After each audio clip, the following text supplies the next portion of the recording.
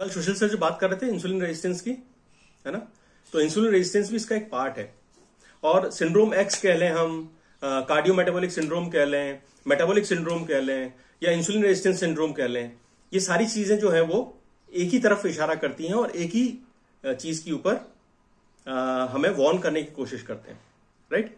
तो सबसे पहले ये समझते हैं कि मेटाबॉलिक सिंड्रोम होता क्या है, राइट। मेटाबॉलिक सिंड्रोम जो है वो 4-5 चीजों का कॉम्बिनेशन है। हमारी बॉडी में कुछ 4-5 चीजें होती हैं जो अनस्टेबल जब होती हैं तो उसकी वजह से मेटाबॉलिक सिंड्रोम होता है। सबसे पहला इसमें है insulin resistance.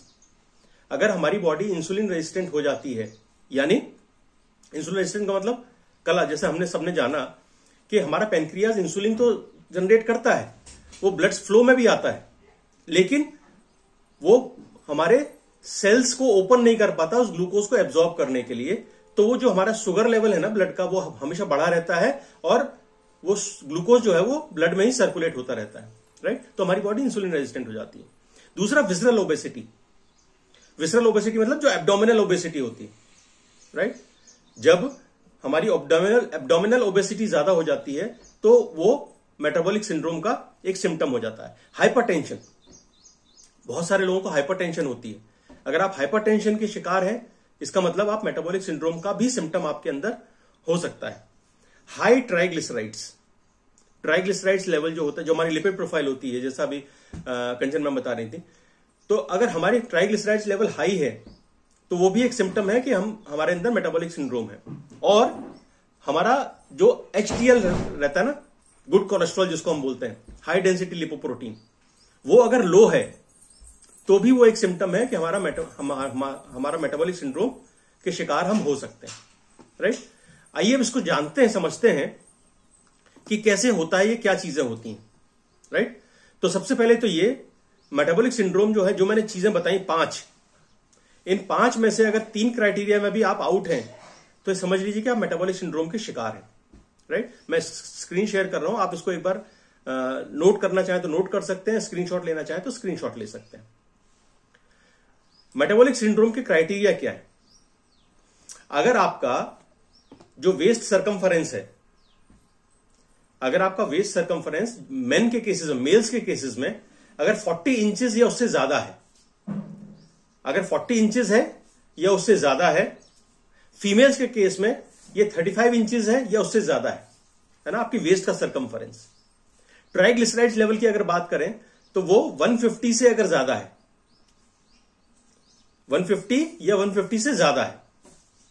HDL good cholesterol की बात करें तो अगर मेंस में वो 40 से कम है और विमेन में 50 से अगर कम है, राइट। और हमारा एलिवेटेड ब्लड प्रेशर, जो ब्लड प्रेशर लेवल है वो 130/85 है, और फास्टिंग ग्लूकोज जो है वो मोर देन 100 है। ये 5 में से अगर 3 क्राइटेरिया में भी आप अपने आप को टिक करते हैं तो हम ये मान सकते हैं कि हम मेटाबॉलिक सिंड्रोम के शिकार हैं, राइट।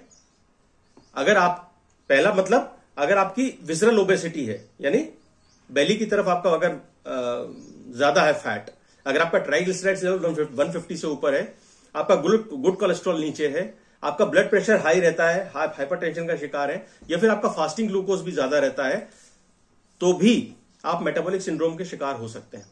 अब मेटाबॉलिक सिंड्रोम होने से होता क्या है, ये समझे।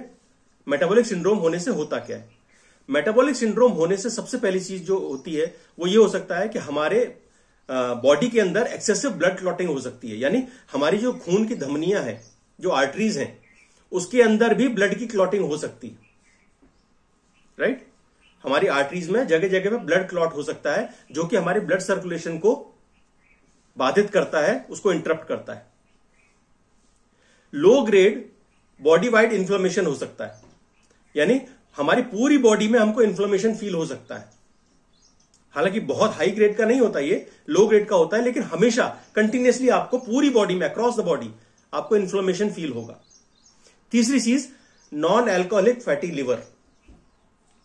आपकी बॉडी में नॉन एल्कोहलिक फैटी लिवर की परेशानियां शुरू हो जाती हैं। PCOS, फीमेल्स में PCOS जो है वो एक कॉमन सिम्टम है जो कि होना शुरू हो जाता है। और लास्ट और बहुत इंपॉर्टेंट है, वो है स्लीप एपनिया। अगर आप मेटाबॉलिक सिंड्रोम के शिकार हैं तो पॉसिबिलिटी है कि आप स्लीप एपनिया के शिकार हो जाएं। और इस सर्कल को बहुत अच्छे से समझिएगा। हम मेटाबॉलिक सिंड्रोम के शिकार हैं तो उसकी वजह से हमें ये सारे चैलेंजेस हो सकते हैं। हमें पीसीओएस हो सकता है, हमें फैटी लिवर हो सकता है, हमारा बॉडी में इन्फ्लेमेशन हो सकता है, हमारी आर्टरीज में क्लॉटिंग हो सकती है, हमें स्लीप एपनिया हो सकता है। और ये सारी चीजें अगर होती हैं तो ये सारी चीजें हमारे डाइजेस्टिव सिस्टम पे इफेक्ट डालती हैं, राइट। अगर आप फैटी लिवर का शिकार हैं, अगर आप स्लीप एपनिया का शिकार हैं, तो ये हमारे डाइजेस्टिव सिस्टम पे इफेक्ट डालती है। हमारा डाइजेशन गड़बड़ होता है, और जब हमारा डाइजेशन गड़बड़ होता है तो हमारी बॉडी में न्यूट्रिशन की कमी होती है, हमारी बॉडी में न्यूट्रिशन अच्छे से एब्जॉर्ब नहीं हो पाता, हमारा डाइजेशन प्रॉपर नहीं रहता, और स्लीप एपनिया रहता है तो हमें स्ट्रेस का शिकार हम हो जाते हैं। स्ट्रेस की वजह से हमको फिर से डाइजेस्टिव सिस्टम पे इफेक्ट आता है, हमारी गट हेल्थ पे इफेक्ट आता है।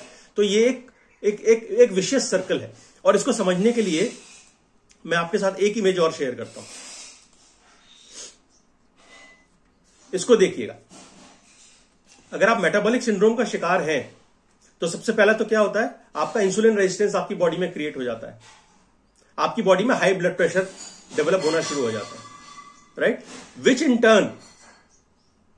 टर्न आपको ओबेस बनाता है और आपको ओवरवेट बनाता है। अगर आपकी बॉडी इंसुलिन रेजिस्टेंट है तो आप अपना वेट मैनेज करने में आपको दिक्कत होती है, राइट। और अच्छा, एक और इंपॉर्टेंट चीज आपने देखी होगी, जो प्री डायबिटिक लोग होते हैं, जो इंसुलिन रेजिस्टेंट होते हैं, आपने एक चीज नोटिस की होगी कि उनका शुगर लेवल तो हाई रहता है, उनका ब्लड शुगर लेवल हमेशा हाई रहता है, यानी बॉडी में ग्लूकोज की कमी नहीं है, लेकिन आपने ये महसूस किया होगा वो थके थके रहते हैं हमेशा, है ना। तो ब्लड में ग्लूकोज इतना ज्यादा होने के बाद भी थके थके रहना, ये बड़ी सिंपल सी चीज है कि वो जो ब्लड ग्लूकोज है वो हमारी सेल्स तक नहीं पहुंच रहा, ये हमारे सेल्स तक नहीं पहुंच रहा। Okay, someone is asking about sleep apnoea क्या है, बहुत बढ़िया। तो जो भी पूछ रहे हैं, जो भी ये आस्क रहे हैं कि स्लीप एपनिया क्या है, आप please health talks regularly attend किया करिए अगर आप पुराने हैं तो, क्योंकि लास्ट वीक ही स्लीप एपनिया के बारे में डिटेल में डिस्कशन हुआ है। सो डोंट वरी, वापस से दोबारा स्लीप एपनिया आएगा, क्योंकि एक ही दिन सारी चीजें डिस्कस करेंगे ना तो सबकी खिचड़ी हो जाएगी, है ना। कंचन मैम, आप पूछ रही थी क्या स्लीप एपनिया के बारे में? नहीं, अच्छा, आपकी स्माइल से मुझे लगा कहीं आप तो नहीं पूछ रही थी, राइट। तो coming back to the point जिसपे मैं बात कर रहा था कि अगर आप इंसुलिन रेजिस्टेंट हैं तो आप वेट के साथ हमेशा चैलेंज आप फेस करेंगे, और अगर आप ओबेस या ओवरवेट हैं तो आपका एबनॉर्मल कोलेस्ट्रॉल लेवल्स रहेगा, और अगर आपका एबनॉर्मल कोलेस्ट्रॉल लेवल रहेगा तो अगेन वापस आपको insulin resistant high blood pressure रहेगा। ये एक विशेष सर्कल है जो दोनों तरह से चलता है, यानी एक चीज से दूसरी चीज होती है, दूसरी चीज से तीसरी चीज होती है, उस तीसरी चीज से पहले फिर से पहली चीज होती है, और ये चलता रहता है, चलता रहता है, चलता रहता है, चलता रहता है, और हम परेशान रहते हैं हमेशा, राइट। मेटाबॉलिक सिंड्रोम जो है वो मल्टीपल तरीके से हमारे बॉडी पे इफेक्ट डालता है। हमारा ब्लड शुगर लेवल हाई रहता है, हम हाइपरटेंशन के शिकार रहते हैं, राइट। और नॉन अल्कोहलिक फैटी लिवर, जैसा मैंने बताया था, वो हमारी बॉडी में हमें परेशान करता है। और कुछ और चीजें हैं जो मैं आपके साथ यहां शेयर करना चाहता हूं। मेटाबॉलिक सिंड्रोम से रिलेटेड अगर हम सिम्टम्स देखें और उसके सामने अगर हम डिजीजेस देखें कि उससे क्या क्या डिजीजेस हो सकती हैं, तो वो आपको इस पिक्चर में बड़े क्लियरली दिख जाएगा, है ना। मेटाबॉलिक सिंड्रोम से जो रिस्क फैक्टर्स जो होते हैं वो ये होते हैं कि हमारी बॉडी का ट्राइग्लिसराइड लेवल हाई रहता है, पहली चीज। दूसरी चीज, हमारी बॉडी में हाई इन्फ्लेमेशन रहता है। तीसरी चीज, हमारी बॉडी में गुड कोलेस्ट्रॉल लेवल कम रहता है, जिसकी वजह से हार्ट डिजीज होने की प्रोबेबिलिटी ज्यादा होती है हमको। हमारी बॉडी में ऑक्सीडेटिव स्ट्रेस क्रिएट हो जाता है। जब हमारी बॉडी में ऑक्सीडेटिव स्ट्रेस क्रिएट हो जाता है तो हमारी बॉडी में जो फ्री रेडिकल्स रहते हैं, जो फ्री ऑक्सीजन, जो फ्री इलेक्ट्रॉन रहता है, वो हमारी बॉडी में अनकंट्रोल्ड इधर उधर भागता रहता है, जिसकी वजह से सेल भी डैमेज हो जाते हैं हमारे। एब्डोमिनल ओबेसिटी वो भी होती है हमारी बॉडी में। ब्लड ग्लूकोज लेवल हाई रहता है, हाइपरटेंशन रहती है। और इसके साथ साथ इन फैक्टर्स के साथ हमारी कौन कौन सी बीमारियां हैं जो हमारी बॉडी पे इफेक्ट कर सकती हैं? न्यूरोलॉजिकल डिसऑर्डर्स, सबसे पहली चीज, है ना। PCOS, cancer, cardiovascular diseases, type 2 diabetes, stroke और नॉन अल्कोहलिक स्टीओहेपेटाइटिस। ये बीमारियां हैं जो हमारी बॉडी में जगह बना सकती हैं, राइट। तो अब मुझे कोई बताएगा कि हमारी बॉडी इंसुलिन रेजिस्टेंट है या नहीं है, ये कैसे पता लगेगा? एनीवन? हमारी बॉडी इंसुलिन रेजिस्टेंट है या नहीं है, ये कैसे पता लगेगा? नॉर्मली, हाँ, ज्योति मैम से बात करते हैं। जी ज्योति मैम। शुगर टेस्ट करवा लो, 3 महीने वाला पता चल जाएगा। शुगर टेस्ट करवा लो, 3 महीने वाला पता लग जाएगा। मुझे पता था ये आंसर आएगा। Pramila ma'am. Good morning sir. Good morning ma'am. मेरा यही आंसर था कि सर डायबिटीज हो गया तो पता चल जाता है। डायबिटीज हो गया तो पता चल जाएगा, ओके। चित्रा मैम। सर ये सारे सिम्टम्स में मैं कहीं अपने आप को रिलेट कर पा रही हूँ, क्योंकि मुझे अभी तक शुगर आया नहीं है, मगर ये शायद प्री डायबिटिक सिचुएशन है। क्योंकि ये विसरल फैट बढ़ रहा है एंड मैंने मेरी न्यूरो कुछ इश्यूज फील किए हैं जी। लाइक यहाँ पे थोड़ा सा स्ट्रेस शोल्डर और चेस्ट के बीच में, तो वो स्ट्रेस से मैंने टेस्ट कराए, टेस्ट सारे नॉर्मल आए, but cholesterol level little bit high. तो मुझे लग रहा है कि जब भी आपको थोड़ा ये पेट की एरिया में वेट बढ़ना चालू हो जाए, एनर्जी लेवल थोड़ा लो होए और लगे आपकी नसें थोड़ी सी पकड़ रही हैं, तो शायद ये इस की निशानी है। ओके, फाइन, ठीक है। आप जो है अपने एक्सपीरियंस के आधार पे ऐसा सोच रही हैं, जो मैंने बताया उसके आधार पे आप ऐसा सोच रही हैं कि हो सकता है मुझे ऐसा हो, राइट। और आपने बहुत अच्छी बात बोली कि मुझे अभी हाई ग्लूकोज लेवल नहीं है, प्री डायबिटिक हो सकती है ना। तो ऐसे बहुत सारे लोग होते हैं जिनको जो HbA1c नॉर्मल रहता है, लेकिन उसके बाद भी वो इंसुलिन रेजिस्टेंट रहते हैं। ज्योति मैम, HbA1c नॉर्मल हो सकता है, उसके बाद भी आदमी इंसुलिन रेजिस्टेंट हो सकता है। ज्योति मैम। जी सर। जी मैम।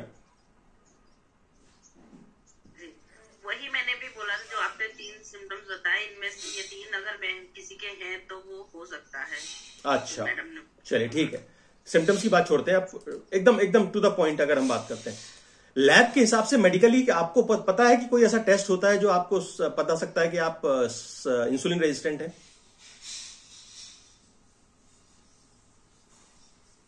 नहीं? ओके। ज्यादातर लोगों को नहीं पता होता, तो आप कहीं नोट कर लीजिए। एक होता है फास्टिंग इंसुलिन टेस्ट।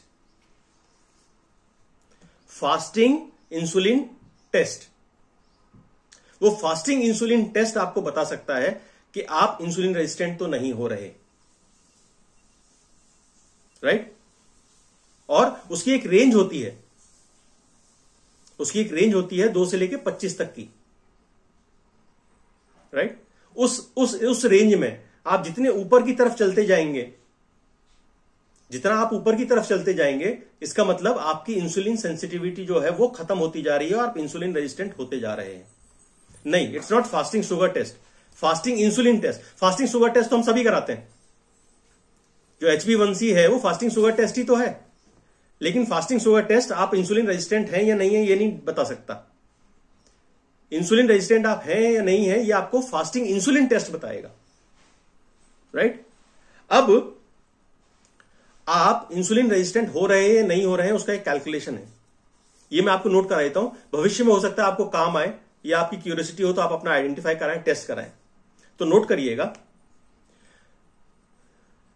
आपका जो फास्टिंग इंसुलिन टेस्ट में जो नंबर आता है कि आपका फास्टिंग इंसुलिन कितना है, राइट, और आपका फास्टिंग ग्लूकोज जो आता है कि फास्टिंग ग्लूकोज कितना है, 100 है, 115 है, 10 है, मतलब 110 है, जो भी आपका फास्टिंग ग्लूकोज आता है, fasting insulin multiplied by fasting glucose divided by 405, 405, ये नोट कर लीजिएगा। Fasting insulin multiplied by fasting glucose divided by 405, ये अगर आपका 1 से नीचे आता है, अंडर 1, 1 से कम आता है तो आप इंसुलिन सेंसिटिव है, मतलब आपको इंसुलिन रेजिस्टेंट की चैलेंज नहीं है, राइट। अगर ये आपका 1 से लेके 1.9 के बीच में आता है ये फिगर, तो आप मॉडरेटली इंसुलिन सेंसिटिव है, यानी आप हो सकता है धीरे धीरे इंसुलिन रेजिस्टेंस की तरफ बढ़ रहे हो, राइट। अगर ये आपका 2 से लेके 2.9 तक आता है फैक्टर, तो आप मॉडरेटली इंसुलिन रेजिस्टेंट हो गए हैं ऑलरेडी, राइट। और अगर ये आपका 2.9 से ऊपर आता है ये फैक्टर, तो आप हाईली इंसुलिन रेजिस्टेंट हो रहे। तो ये टेस्ट और ये फैक्टर्स ये बता देंगे आपको कि आप भविष्य में डायबिटिक या प्री डायबिटिक हो सकते हैं या नहीं हो सकते। अगर आपकी इंसुलिन सेंसिटिविटी हाई है, इसका मतलब आप मस्त हैं, बिंदास रहिए। अगर आपकी इंसुलिन सेंसिटिविटी कम हो रही है, इट मींस आपको लाइफस्टाइल चेंजेस करने जरूरी हैं। अगर आपकी इंसुलिन रेजिस्टेंस मॉडरेट है, इसका मतलब आपको इमीडिएट स्टेप्स लेने की जरूरत है। और अगर आप हाईली इंसुलिन रेजिस्टेंट हैं, इसका मतलब आपको ड्रास्टिक चेंज करने पड़ेंगे अपने रूटीन और अपनी लाइफस्टाइल में, जिससे कि आप इंसुलिन रेजिस्टेंस की तरफ से इंसुलिन सेंसिटिविटी की तरफ मूव करें, राइट। अब आइए कुछ फैक्टर्स के बारे में बात करते हैं जो कि आपको इंसुलिन रेजिस्टेंस से इंसुलिन सेंसिटिविटी तरफ लेके जाएं, यानी आपका इंसुलिन रेजिस्टेंस रिड्यूस करें, है ना। बहुत आसान से फैक्टर्स हैं अगर आप करना चाहें तो, और वो फैक्टर्स ये हैं। सबसे पहले तो अपने वेट लॉस के ऊपर काम करना शुरू करें। जो आपकी एब्डोमिनल ओबेसिटी है उसको रिड्यूस करने की कोशिश करें, जो आपकी बॉडी का विजरल फैट है उसको कम करने की कोशिश करें। एंड अगेन मैं बता दूं, वेट लॉस जो है ये डिपेंड करता है न सिर्फ कैलोरीज के ऊपर या एक्सरसाइज के ऊपर, बट ये डिपेंड करता है हमारे स्लीप पैटर्न्स के ऊपर, हमारे स्ट्रेस लेवल के ऊपर और हमारे माइंडसेट के ऊपर। तो इसलिए वेट लॉस को एंड रिजल्ट में कन्वर्ट करने के लिए आपको अपने स्ट्रेस के ऊपर काम करना पड़ेगा, आपको अपनी स्लीप प्रॉपर करनी पड़ेगी, आपको अपना माइंडसेट पॉजिटिव रखना पड़ेगा, तब जाके वेट लॉस होगा। नहीं तो ऐसे बहुत से लोगों को मैं जानता हूं, और आप भी शायद किसी को जानते होंगे, जो ये कहता है कम्युनिटी में कि मैं सारी चीजें रूटीन से फॉलो कर रही हूं, डाइट पूरी तरह से फॉलो कर रही हूं, अपना वाटर इनटेक पूरा प्रॉपर है, और वर्कआउट भी कर रही हूं, 10,000 स्टेप्स भी चल रही हूं, उसके बाद भी वेट पे इफेक्ट नहीं आ रहा। तो अगर नहीं आ रहा तो ये 2 फैक्टर जो है इनको आइडेंटिफाई करिएगा, आपकी स्लीप क्वालिटी कैसी है और आपका स्ट्रेस लेवल कैसा है। कहीं ना कहीं ये 2 पिलर्स आपके हिले हुए होंगे, राइट। ओके, नेक्स्ट पॉइंट, रोज 40 मिनट फिजिकली एक्टिव रहें, कम से कम वर्कआउट करें डेली विदाउट फेल, है ना।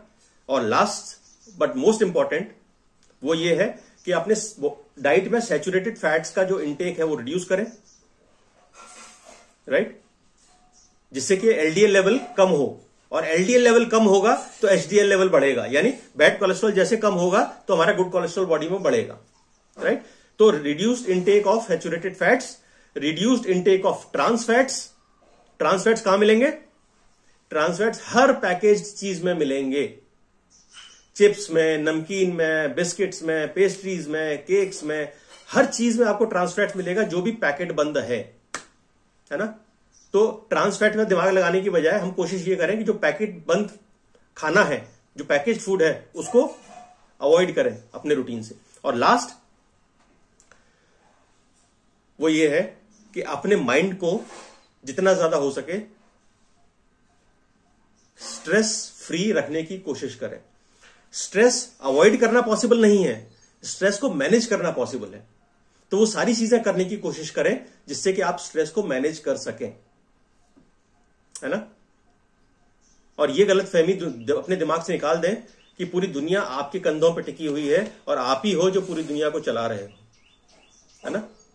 क्योंकि जब तक आपके अंदर ये है कि मैं ही हूं जिसकी वजह से सब कुछ हो रहा है, अहम ब्रह्मम, उस दिन खेल खत्म, है ना। तो इसलिए स्ट्रेस को मैनेज करें, स्लीप प्रॉपर रखें और 5 पिलर्स का हमेशा ध्यान रखें। और इस मेटाबॉलिक सिंड्रोम, जो कि ज्यादातर लोगों को पता भी नहीं होता एक्चुअली कि हमें मेटाबॉलिक सिंड्रोम है, लेकिन ये ओवरऑल हमारी बॉडी पे इतना भयंकर असर डालता है क्योंकि ये मल्टीपल तरीके से चलता है ना।